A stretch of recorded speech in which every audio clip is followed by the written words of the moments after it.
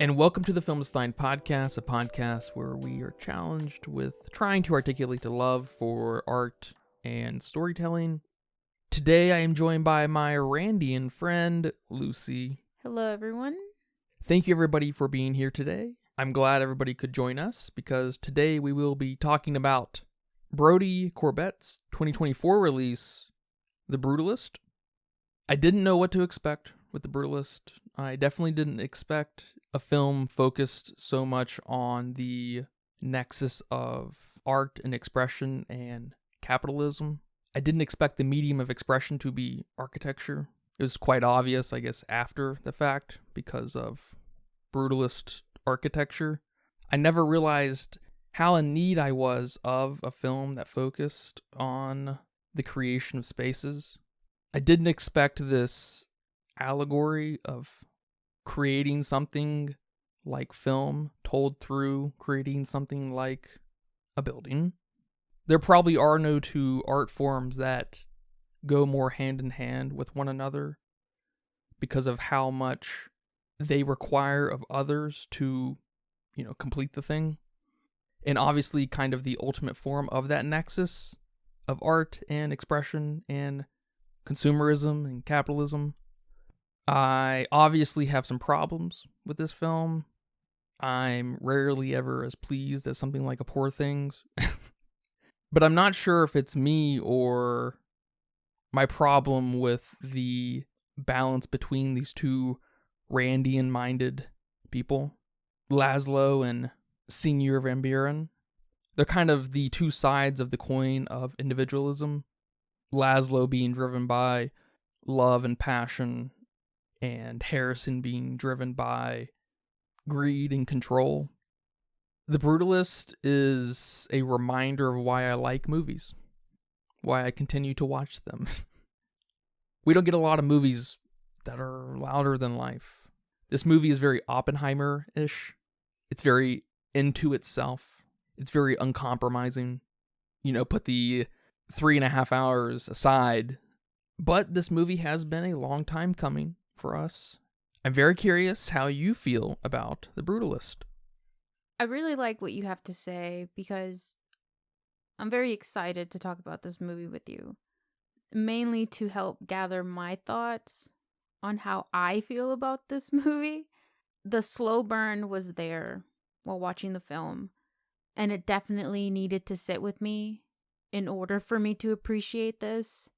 This film took me on a whirlwind of emotions, and not quite sure how I felt about that. Like in the beginning, just as an example, it was a too much start for me. It was very chaotic. It was very anxiety-inducing. I was trying to read the words because it was in a different language, but there was a lot of movement. Along with it being dark, I don't know what was going on specifically, so there was just a lot for me at the time, trying to read the words on the screen, trying to pay attention to what he's doing, also trying to see what he is doing because it is dark. And I want to say it was almost a chaotic mess until we see this beautiful shot of the Statue of Liberty, and my entire thought process changes because now I'm excited. And there's several places this happens. And I guess my overall question is, what's the point of making me feel this way? I do like that this film was on the immigrant experience and the aftermath of the war. And I like this contradiction that a film like this brings after just watching a World War II survival movie like The Pianist. Because although The Pianist wasn't a very warm movie, it was still a feel-good moment with him surviving.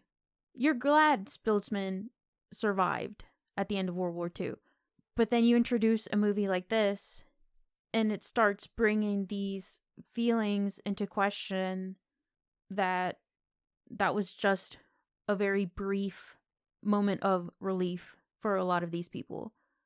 Not only did they have to survive a tragic moment in history, but now they have to live with these consequences. And I know this movie and The Pianist aren't connected, but to me, having watched them back to back, they almost felt like a continuation story of some sort. Sure, The Pianist is a movie of like an organism surviving, and The Brutalist is a movie of one's humanity surviving. No, that's beautifully said. The one's about just the survival mode only, and now what does it mean to be part of a society, be a human, and learning to sort of want these things again, like individualism. We also touch on Laszlo's character getting taken advantage of in all the worst ways. Can you imagine coming into a country that you've heard such amazing things about, right? And getting taken advantage of. Being failed by a place that was supposed to be your safety net. He had to leave his family behind and come into this country just to get artistically taken advantage of. His cousin kicking him to the streets, getting addicted to a drug this country provided, and then getting sexually assaulted by a rich man. Like, so much for the American dream, right? Those looks he got when everyone found out that he was actually worth something back in his country. Or the looks Erzsébet, I guess I'll call her Elizabeth for my sake. The looks she got when she told everyone she was educated. She went to school. She went to a good school. She went to Oxford. And just these looks and these reactions from people that still resonates today. I really like that. These looks and these reactions from people when they find out that a foreigner has an education or has money. I don't know why, but I couldn't get a clear idea on the perspective of the film. The film tells me the story of Laszlo, at least plot-wise, but who's really telling me the story? Because we also get segments of these letters that his wife is narrating. But then we get these moments of the niece. We start the movie with her. We end the movie with her. But to what purpose? There was just a lot going on for me here. Not to mention the introduction of a character like Harrison Van Buren made me really start to question what I was supposed to get out of the story. Maybe it was a bit too symbolic. There's something to be said here about generation or family, but I can't pinpoint it because any immigration story is about the next generation that you're trying to create for your family, their family. You're pioneering. So maybe you can help me shed some light there. Most of the characters were great. The acting was phenomenal. Adrien Brody definitely deserved that Oscar. But the only character I'm sort of stuck on is Harrison Van Buren's character. He felt like a caricature of a rich white man, but it didn't fit a lot of the story, or I guess it didn't fit the tone of the story for me. And I know we're not supposed to like him. He throws these tantrums. He's pretty two-faced. He sexually assaulted somebody. But more importantly with that is this obsession he has with Laszlo. But what exactly is he supposed to represent? The cinematography and the score were absolutely amazing. The film did things that I haven't seen a film do before, like the intermission being embedded in the film. But man, was it long. And I felt it, but I wasn't taken out of the story. This is a film that you need to watch at least once. Yeah, The Brutalist is easily my favorite film of 2024.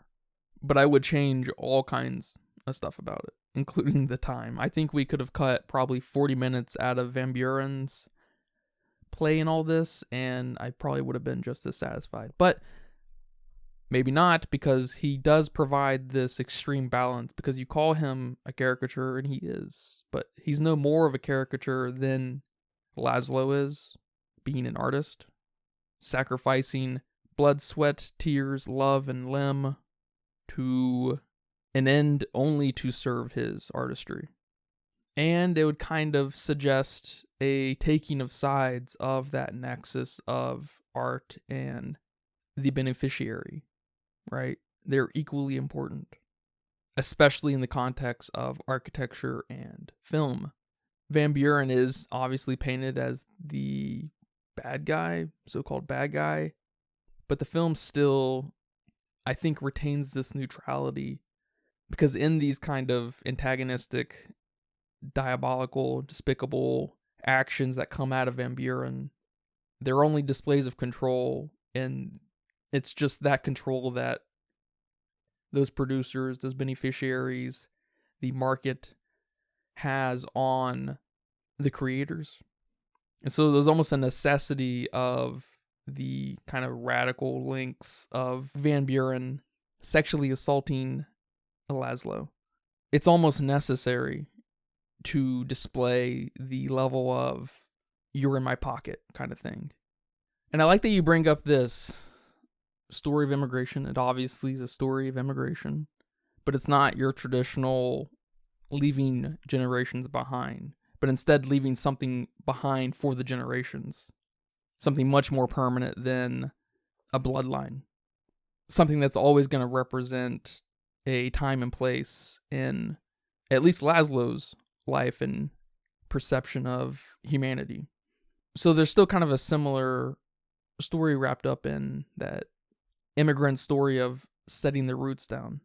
Just instead of roots, we set foundation cement. Yeah, that's very well said, and that's a very good point. But then we have this introduction with the niece and this epilogue with the niece that made me feel confused, especially the epilogue. I feel like there's something being said there. The epilogue's kind of the funniest part, but I'm with you on the niece and Elizabeth Toth, Felicity Jones' character.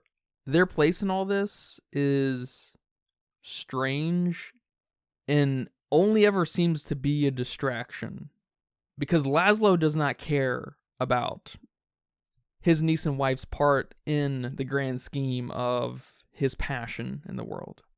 And I wish it was more of an intentional distraction, I guess, like drugs for Laszlo, because he clearly loves Elizabeth.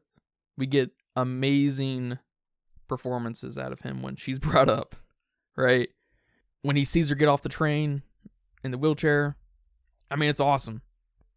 But those two are probably my major fundamental kind of complaint with this film in their point, because they are obviously important.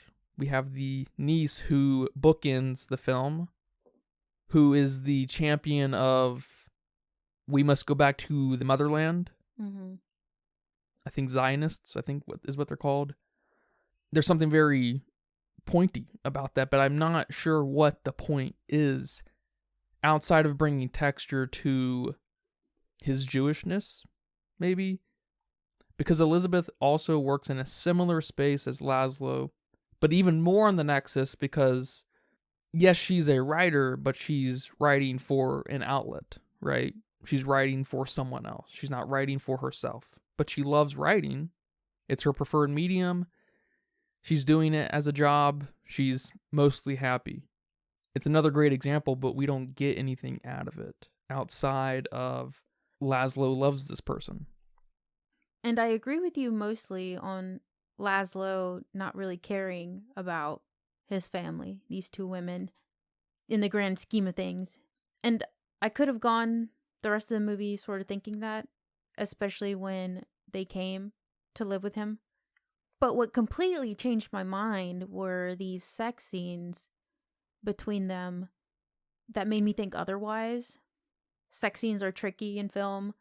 They really need to say something, and they really need to be tactful. And here in this film, it sort of represented an evolution of their relationship. He wouldn't sleep with her at first, but then as their relationship progressed, he did.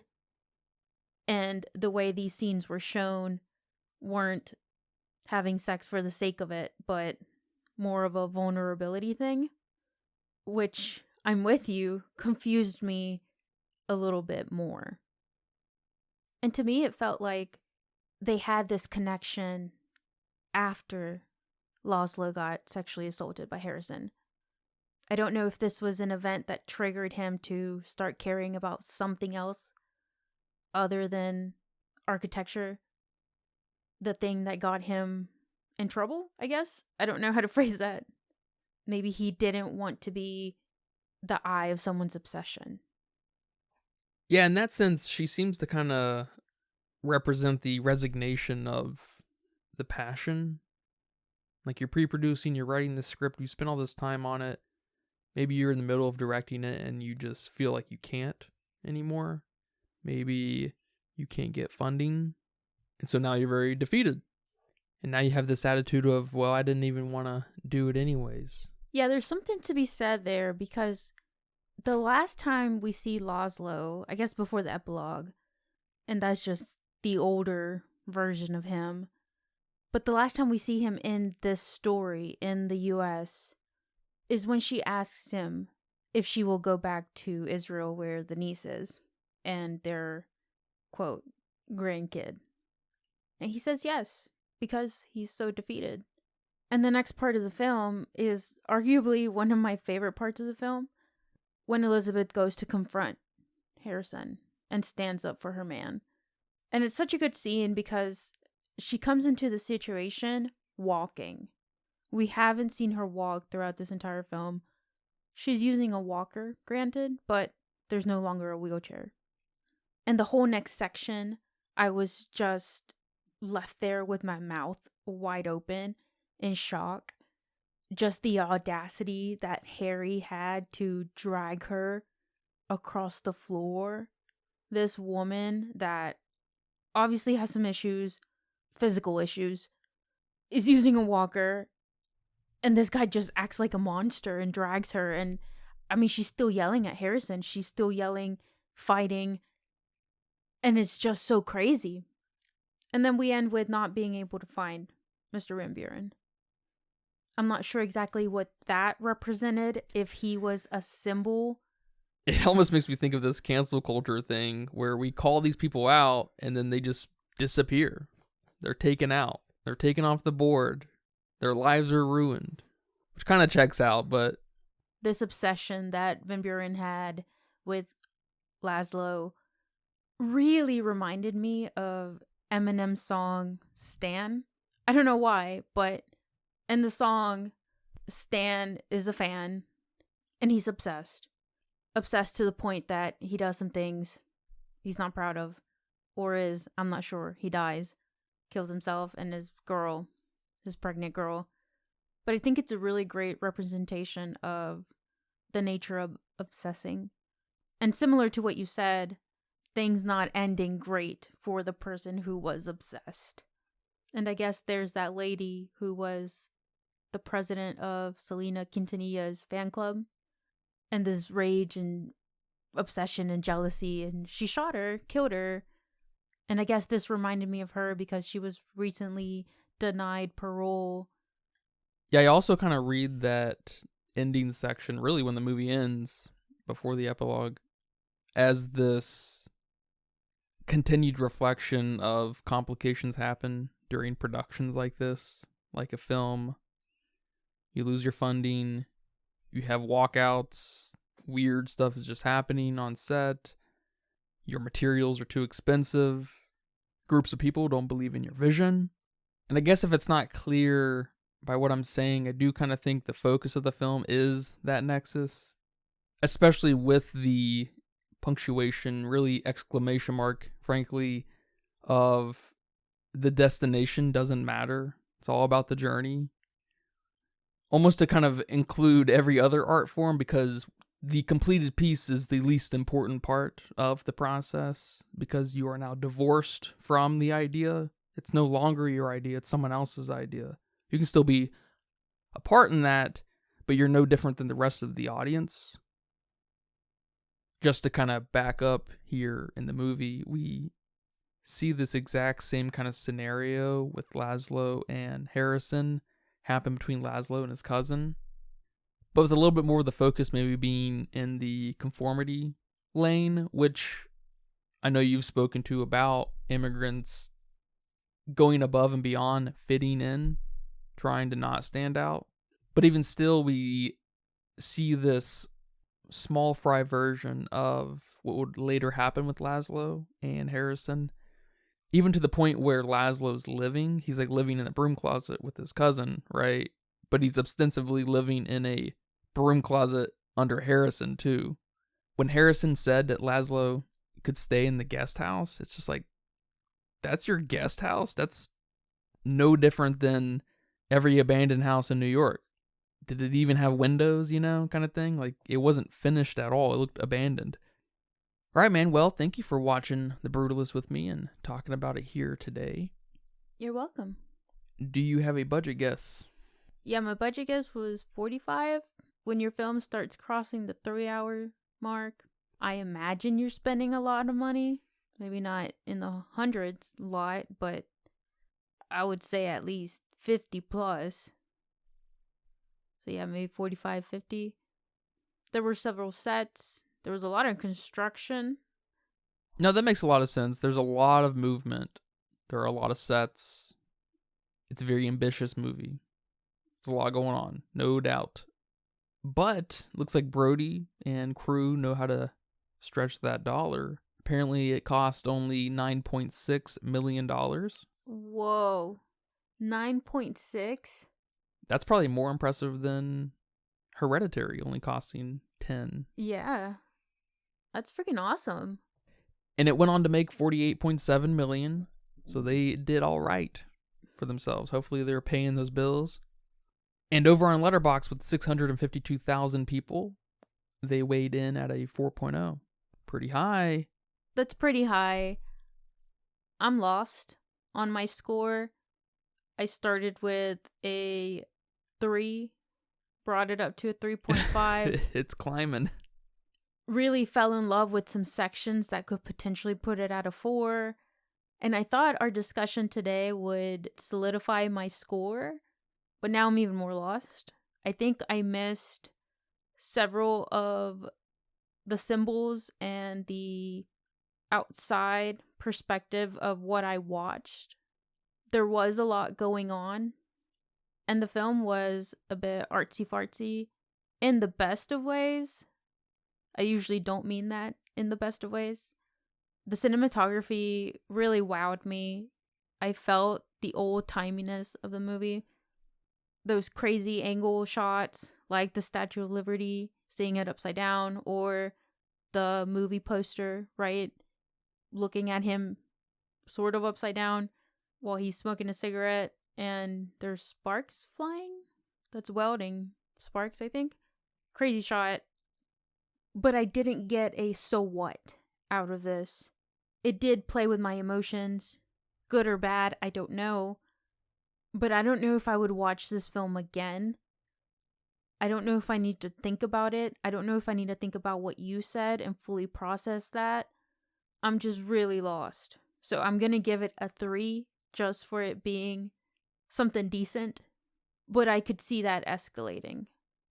There were several moments that I really liked that could elevate that, but the movie as a whole 3 hours and a half, did it give me what I want?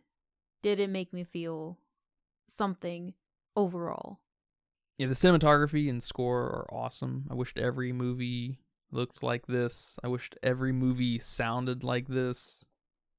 Yeah, it's a funny kind of movie because there's not a so-called landing point.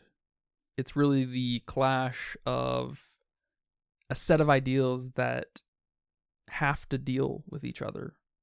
I appreciate the rejection of temptation to include more out of Laszlo, his Hungarianness, his Jewishness, even his relationship.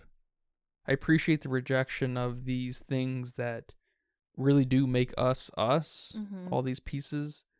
Because kind of like what you're saying, he is this masterfully created caricature to balance Harrison on this coin of individualism, ultimately.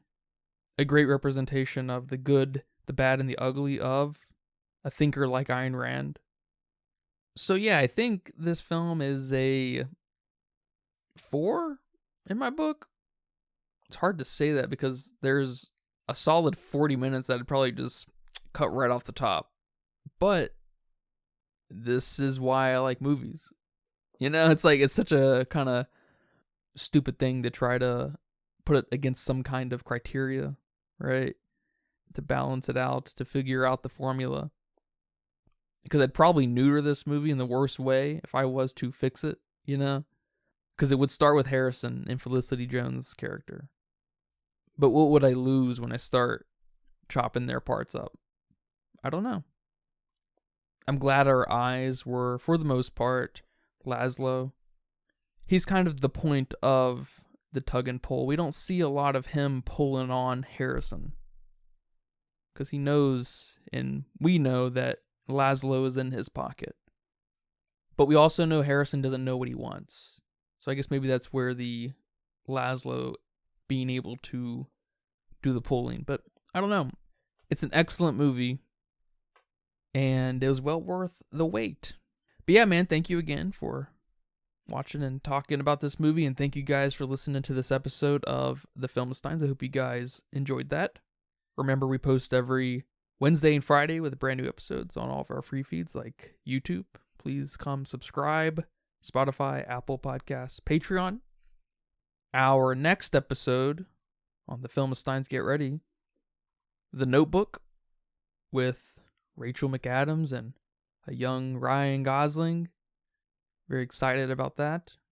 I hope you guys look forward to that. Remember to leave nice comments, thoughts, and ideas on our Patreon as well. Come subscribe. Come request a movie. Any movie will do. We appreciate all the support, though. Thank you guys very much. And until next time, take care. Bye-bye.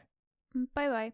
And that's a wrap for today's episode of The Filmsteins. Thanks for tuning in and joining us on our cinematic journey. We hope you enjoyed the discussion and gained some new insights and perspectives on the world of movies. Don't forget to subscribe to our podcast on your favorite platform, especially Patreon at patreon.com/filmsteins, and follow us on social media for more film-related content. We love hearing from our listeners, so if you have any feedback, suggestions, movie recommendations, or book recommendations, please feel free to reach out to us. Until next time, keep watching, keep loving the magic of movies. This is The Filmsteins signing off.